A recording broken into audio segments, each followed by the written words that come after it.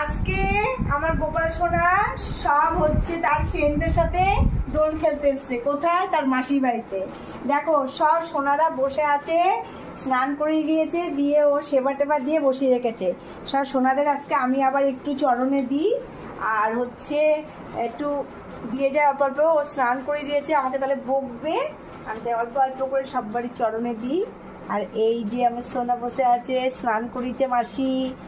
মাসি বাড়িতে খুব আনন্দে আছে, গঙ্গার জল দিয়ে দিয়ে মধু সব মাসি বাড়িতে খুব আনন্দে আছে, তাই না? মাসিকে তো দেখালাম না, যে মাসি কেন মাসিকে দেখালাম তো।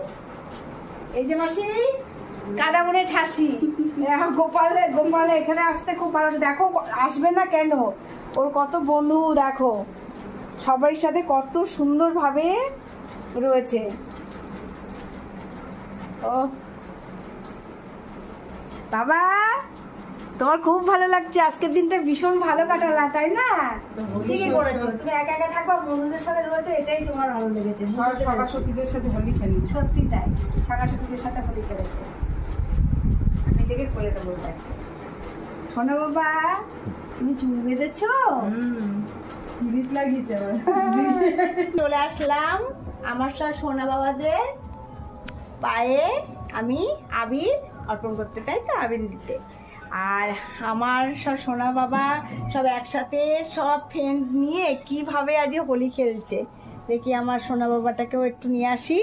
আর দেখো এটা হচ্ছে মৃত্তিকার সোনা বাবা।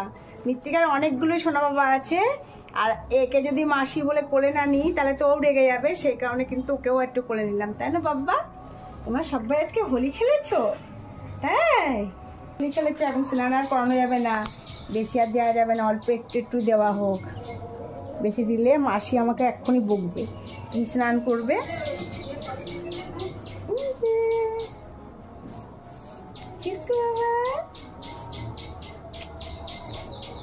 দেখো